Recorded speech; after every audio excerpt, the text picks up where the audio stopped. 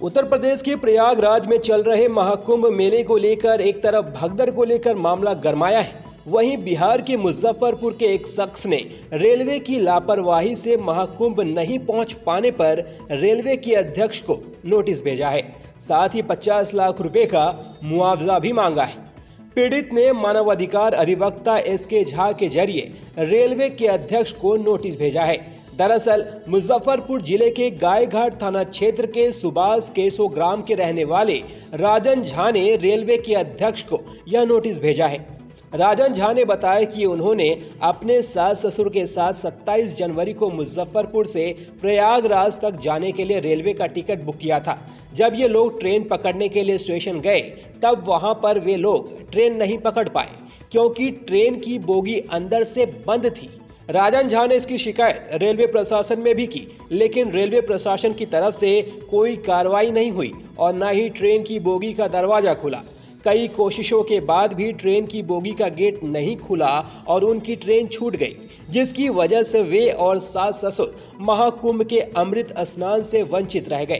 राजन झा के अधिवक्ता एसके झा ने बताया कि यह पूरा मामला उपभोक्ता संरक्षण अधिनियम के अंतर्गत सेवा में कमी का है। इसी वजह से रेलवे के अध्यक्ष और मुख्य कार्यकारी अधिकारी को लीगल नोटिस भेजा गया है। इसमें आर्थिक और मानसिक हर्जाने के मदद से कुल 50 लाख रुपए का दावा किया गया है। अगर 15 दिनों के अंदर रेलवे द्वारा हर्जाने की राशि नहीं दी गई तो समक्ष न्यायालय में रेलवे के खिलाफ मुकदमा किया जाएगा। मामला ये है कि स्वतंत्रता सेनानी में 27 तारीख को हमारी टिकट थी एसी में, जिससे हम मुजफ्फरपुर जंक्शन से प्रयागराज कुंभ स्नान के लिए जाने वाले थे और मेरे साथ में मेरे सास और ससुर भी थे। लेकिन हम लोग गाड़ी आने से 2 घंटा पहले से ही स्टेशन पर इंतज़ार कर रहे थे। गाड़ी कुछ विलम्ब से आई, जो पहले से ही अवैध यात्रियों द्वारा भरा हुआ था और हमारे बोगी के गेट बंद थे।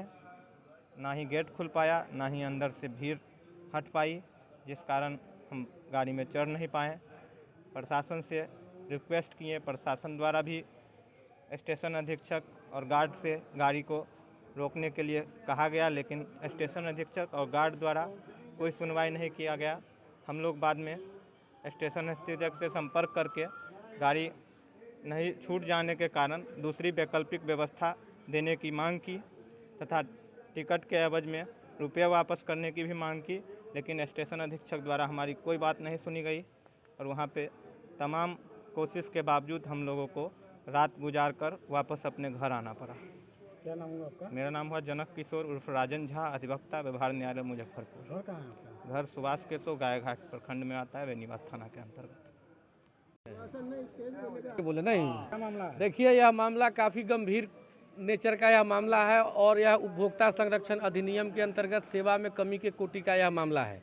इस पूरे मामले को देखने के बाद में यह सामने बात आया है कि इस पूरे मामले में रेलवे प्रशासन की घोर लापरवाही और सेवा में कमी की कोटि का जो है सो मामला रेलवे के द्वारा यह कारित किया गया है।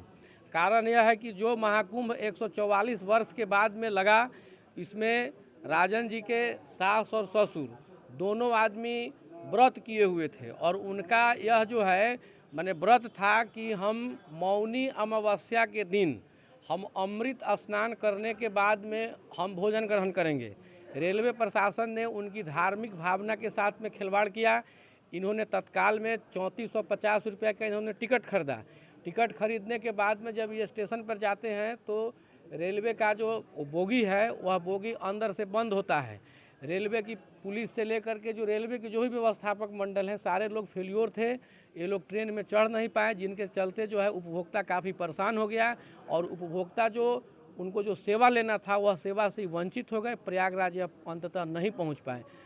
अब यह फिर महाकुंभ 144 वर्ष के बाद में आएगा तो रेलवे के जो अध्यक्ष हैं पूरे हिंदुस्तान के, हमने उनको लीगल नोटिस हमने दिया है और 15 दिन का हमने उनको जो है समय दिया है। क्योंकि जो यह एक जो सनातन धर्म को मानने वाले यह व्यक्ति हैं और इनके धार्मिक भावना के साथ में रेलवे प्रशासन ने बहुत ही बड़ा खिलवाड़ किया है और कुठाराघात किया है।